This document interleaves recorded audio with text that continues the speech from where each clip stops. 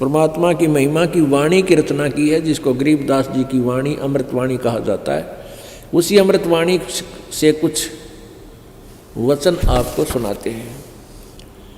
न्योली नाद सुभान गति ये लड़े भुअंग हमेश, जड़ी जान जगदीश है विष्णि व्यापै शेषु। अंश गमन करते नहीं ये मान सरोवर छाड़, कौवा उड़ उड़ जाता है वो खाते मांसाहार। अंश दशा तो साध है सरोवर है सत्संग, मुक्ता हलबाणी चुगे ये चढ़त नवेला रंग।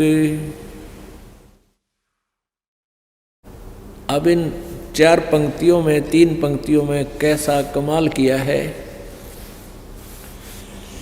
न्योली नाद सुभान गति लड़े भुजंग हमेशे, जड़ी जान जगदीश है विष्णा व्यापै शेष। अब क्या बताते हैं गरीबदास साहिब जी अपनी अमृतवाणी में कि जैसे नेवला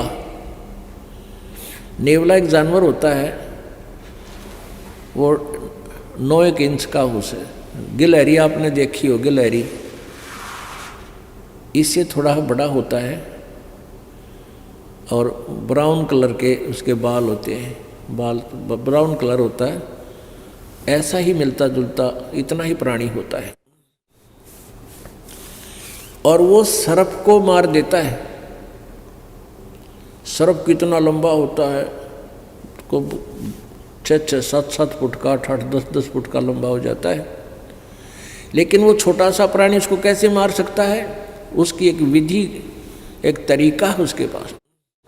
वो सर्प को उस समय छेड़ता है जब उसको आसपास ये पता होता है कि इस झाड़ी में वो जड़ी है, उस जड़ी को सूंघ लेता है, उस जड़ी की महक को अपने अंदर समा लेता है और आकर के सर्प के सामने खड़ा होकर नेवला अपने श्वास छोड़ देता है। उस जड़ी की महक सूंघ कर जो आया था वो सर्प को सूंघा दी। उस जड़ी के सामने, उस जड़ी की महक के सामने सर्प को चक्कर आने लग जाते हैं, वो बेसुध हो जाता है। अब नेवला क्या करता है, जड़ी उस झाड़ी में जाता है, वो सूंघ कर आता है उस जड़ी को और सर्प के सामने दूर से निकट आकर के कभी दूर हो जाता है, कभी निकट आता है और ऐसे छोड़ देता है उसको, श्वासों को। अब सर्प चक्कर काट, वो डरता उस जड़ी से, तो भागने की चेष्टा करता है और कुछ उसको वो ऐसे डगमग सा हो जाता है। तो फिर भाग के वो जंप लगा के नेवला उसके पीछे सर्प के शीश पर आ बैठता है, पाछे के, और उसको पकड़ देता है और फिर मुंह के ऊपर फिर श्वास फिर छोड़ता उसके, और वो कति बेसुध हो जाता है। तो सर्प को पकड़ के मार डालता है, नोच डालता है, खत्म कर देता है मुंडी से, मुख से, फन से खत्म कर दे, फिर मर जाता है। तो यहाँ क्या बताते हैं कि ये काल तो समझ ले अजगर है और आप नेवला हो। इस काल को आपने कैसे जीतना है, उसकी विधि है। कबीर परमेश्वर पूर्ण ब्रह्म की साधना, उस जगदीश की साधना, वो जड़ी है। और उस सच्ची साधना सतनाम के आगे कहते हैं शेष नाग भी हो, यानी यहाँ के जो छोटे मोटे काल के व्यवस्थक अनुचर, ये देवता भैरव भूत आदि, इनका तो कहना है कि है अगर इस नाम के सामने वो काल भी आ जाएगा तो भी उसकी नहीं बसावेगी तुम्हारे सच्चे नाम के सामने, मर्यादा से भक्ति करने वाले की। न्योलनाद सुभान गति ये लड़े भुअंग हमेश, जड़ी जान जगदीश है विष्णा व्यापै शेष।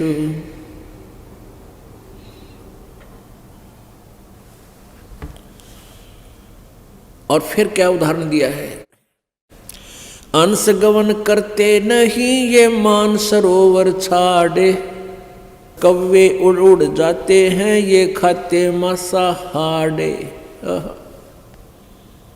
अंश दशा तो साध है, सरोवर है सत्संग, मुक्ता हलबाणी चुगे फिर चढ़े नवेला रंग।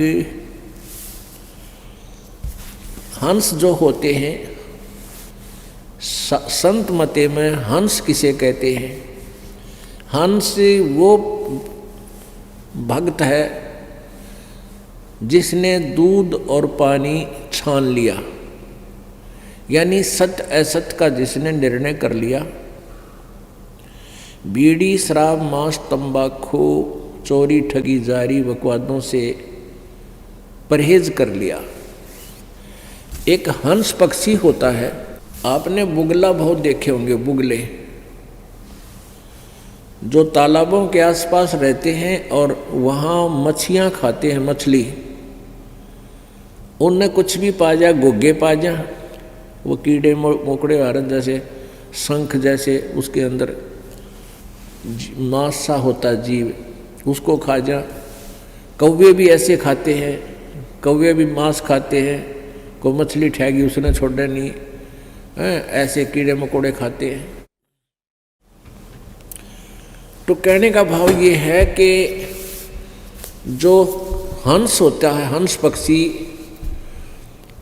वो उस मान सरोवर को जहाँ पर मोती होती हैं वो मोती खाता है, और बुगले जैसा होता है, अन्य पक्षियों जैसा ही प्राणी है, लेकिन वो मच्छी नहीं खाता, घोगे नहीं खाता, कीड़े मकोड़े नहीं खाता, वह केवल मोती खाता है। और एक गुण है उस हंस पक्षी के अंदर, वो अगर आप उसने 1 गिलास दूध में 1 गिलास पानी डाल दो और वो दूध पी लेगा, पानी उसी पात्र में शेष छोड़ देता है। मालिक ने ऐसी कृपा, ऐसी कोई उसके अंदर गुण दिया है कि दूध और पानी को अलग कर लेता है, जल को छोड़ देता है, दूध को पी जाता है। तो पुण्यात्मा हंस उसी को कहा है जो कोई बुराई नहीं करते, चोरी ठगी नहीं करते, चोरी जारी नहीं करते, किसी की आत्मा नहीं दुखाते, बीड़ी शराब मांस तम्बाकू नहीं प्रयोग करते हैं। और भाई जिन्होंने दूध और पानी छान लिया कि किस भगवान की भक्ति से कितना लाभ है, और यहाँ काल के लोक में हम कितने दुखी हैं। हम स्वर्ग महास्वर्ग में भी चले गए तो भी मृत्यु होगी, जन्म मृत्यु का रोग नहीं कट सकता। तो उनको हंस कहते हैं। कहते हंस गवन करते नहीं मान सरोवर छाड़े, और कौवे उड़ उड़ जाते हैं वो खावे मांसाहारे। हंस दशा तो साध है और सरोवर है सत्संगे, मुक्ता हलबाणी चुगे फिर चढ़े नवेला रंगे। जो हंस होते हैं, अच्छी आत्मा होती हैं, वो सत्संग छोड़कर नहीं जाते। ये सत्संग तो समझो एक तालाब है, सरोवर है, और आप जी हंस हैं। साध सोए जो सीधा चले, सब बुराइयों को छोड़ दे, भगवान की भक्ति करे, परमात्मा में ध्यान रखे, वो साध होता है। परमात्मा बार बार कहते हैं, कहे कबीर सुनो भाई साधो, यानी हम तो साधु समझा करते हुए डले ढोवे, कान पड़वारे, दाढ़ी बढ़वारे, जंगल में धक्के खावे, वह साध नहीं। साध तो वह जो सही भक्ति करे, सत्य भक्ति करे, बुराइयों तो बचकर है, वही मनुष्य साध है। तो क्या कहते हैं, हंस दशा तो साध है। आप जी तो हंस हैं, और सरोवर है सत्संग, और यहाँ ये परमात्मा के मोक्ष मार्ग रूपी मोती आप चुग रहे हो, ग्रहण कर रहे हो, और चढ़े नवेला रंग। जितना ज्ञान सुनोगे उतनी आस्था मालिक में और उमंग बढ़ेगी। चाहे सारा संसार एक तरफ और भक्त एक तरफ, आप फिर इस ज्ञान से दूर, इस सत्संग को छोड़कर, इस दास को छोड़कर आप कहीं नहीं जा सकते। और जो यहाँ से छोड़कर जाते हैं उनके बारे में कहा है वो तो कौवे उड़ उड़ जाते हैं, जो खाते मांसाहार, जिन पर बुराई नहीं छूटती, लालच लोभ नहीं छूटता, वो जाया करें, वो कौवे हैं, वो हंस नहीं बने। हंस गवन करते नहीं मान सरोवर छाड़े, हंस नहीं जाया करते मान सरोवर ने छोड़कर जहाँ ऐसी मोती मिलते हैं। ये कौवे उड़ उड़ जाते हैं, वो खाते मांसाहार। हंस दशा तो संत साध है, ये सरोवर है सत्संगे। मुक्ता हलवाणी चुगे फिर चढ़े नवेला रंगे। आगे क्या बताया अमृतवाणी में, दरस परस नहीं अंतरा, दरस परस नहीं अंतरा, रोमी वस्त्र बीच, पारस लोहा एक डग, ये पलटे नहीं अबीच। अपने आत्माओं कितनी, देखो वेदों और गीता को समझना बहुत आसान है। ये परमेश्वर का जो सूक्ष्म वेद है, परमेश्वर कबीर जी की महिमा से की वाणी, गरीबदास साहेब जी को परमात्मा ने अपना ज्ञान दिया। कबीर जी ने, गरीबदास जी भी कहते हैं कि मेरा ज्ञान योग दिया खोल। कबीर परमेश्वर जी ने मेरा ज्ञान रूपी योग खोल दिया, अर्थात मुझे वो अपना ज्ञान मेरे में फीड कर दिया। अब उस ज्ञान के आधार से क्या बता रहे हैं गरीबदास साहिब जी ने, दरस परस नहीं अंतरा, अरुमी बस्तर बीच, पारस लोहा एक कडेगे, पलटे नहीं अभीच। अब हंस और कौवे क्यों बन गए? हंस तो ज्ञान को समझकर समर्पित हो गए, वो तो बन गए हंस। और जिन्होंने मन दिया नहीं, सत्संग में आते रहे, बड़ी अच्छे श्रद्धालु दिखते रहे, लेकिन आस्था बनी नहीं, परमात्मा से, गुरुदेव से उनका मेल नहीं बना। मेल का अर्थ ये नहीं होता कि आप आते हो, सेवा भी करते हो, साथ भी रहते हो, सत्संग भी सुनते हो, लेकिन अंदर से जगह, अंदर से कनेक्शन नहीं बना, अंदर से कसक नहीं बनी, तो कहते हैं उनमें परिवर्तन हो को ना। जैसे एक लोहा, एक पारस नाम का पत्थर होता है, पारस, एक पारस पत्थर है, पत्थर जैसा होता है सिंपल, और उसको पहचानना सबके बस की बात नहीं, जैसे लाल को पहचानना।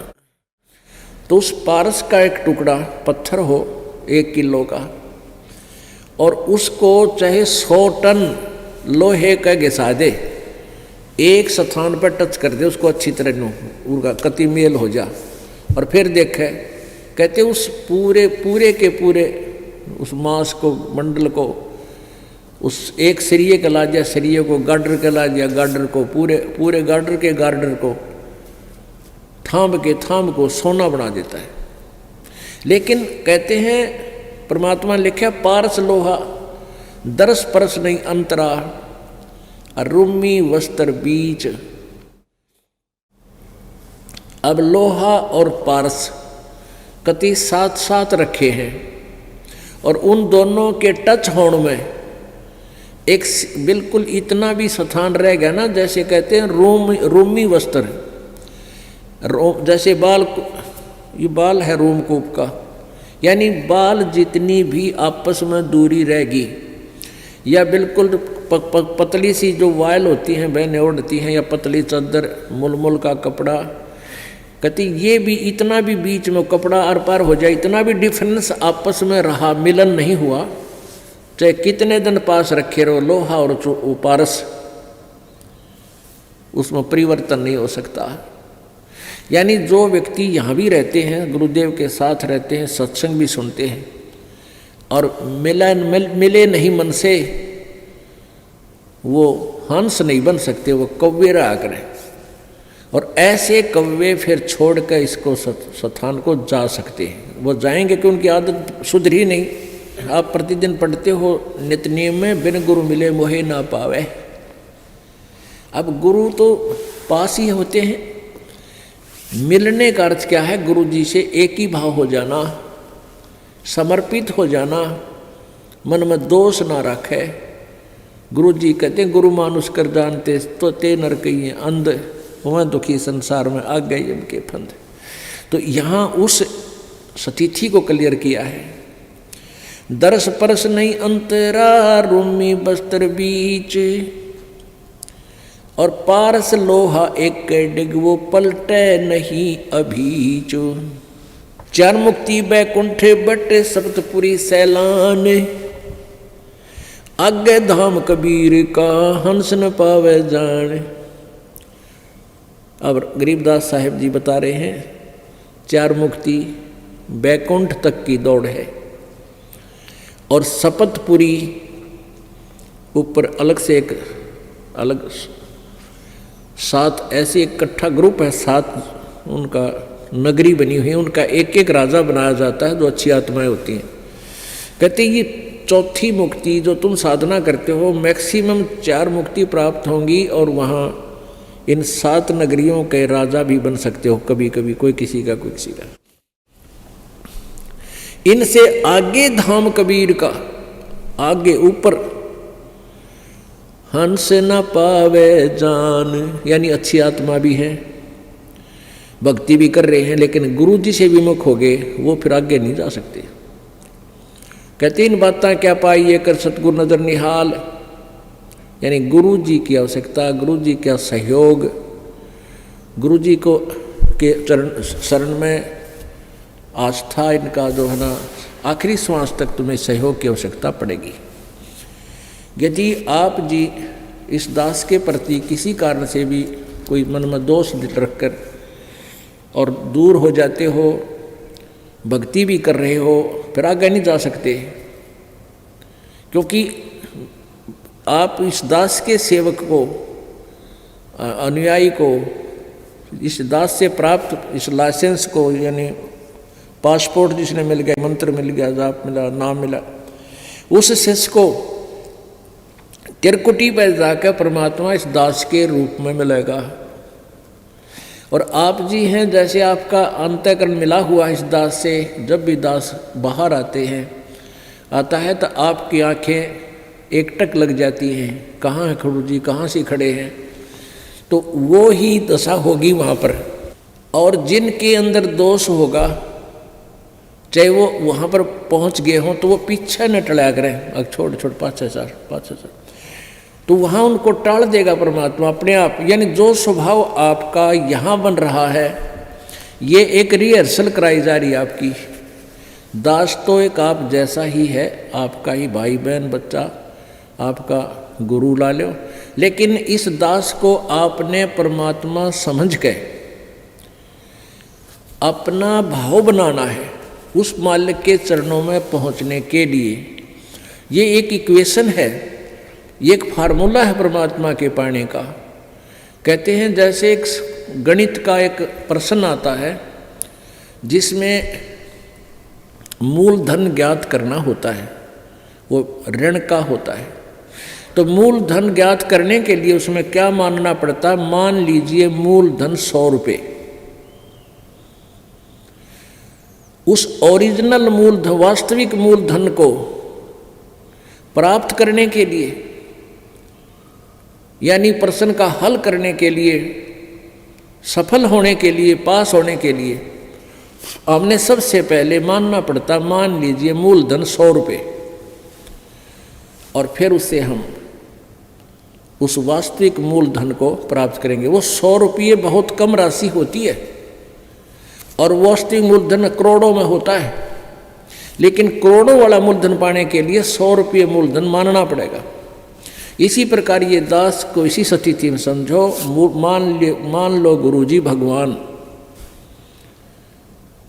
दास भगवान नहीं, दास है, लेकिन आप जी को ये फार्मूला लाना पड़ेगा। और गुरु जी यहाँ भगवान है, और भगवान इस दास के पास सामने हो, तो आपकी कैसी बोली, कैसा रहना, कैसे विचार, जिस उस परम शक्ति को हम मिलने जा रहे हैं, जिस महबूब से हम मिलने की तैयारी कर रहे हैं, और वो सामने खड़ा होगा, तो हमारी कैसी गतिविधि हो, कैसा हृदय में जगह हो, किस प्रकार का आचरण हो, तो ये आपने इस दास के साथ रिहर्सल करके बनानी पड़ेगी। यहाँ कोई भी है, इस दास को आप आओगे, आते हो, मिलते हो, तो ये सोचे कि हम भगवान से मिलने चले हैं, क्योंकि वहाँ त्रिकुटी पर आप जाओगे, इस दास के रूप में मालिक बैठे मिलेंगे और आपके मन में, क्योंकि वहाँ तो किसी कहने की जरूरत को नहीं, आपके अंतःकरण की अलग से अब आपके माथे पर बोर्ड लग जाएगा कि इसमें कितना दोष है, इसमें कितना दोष, फिर रिजेक्ट हो जाओगे वापस। और जो पास हो गए वो पास हो गए। जिन्होंने गुरु जी को जैसा यहाँ आपका मेरे प्रति व्यवहार है, दास के भगवान के प्रति आपका ऐसा ही होगा। तो यहाँ क्या बता रहे हैं, चार मुक्ति बैकुंठ बट सप्तपुरी सैलान, आगे धाम कबीर का हंस न पावे जान।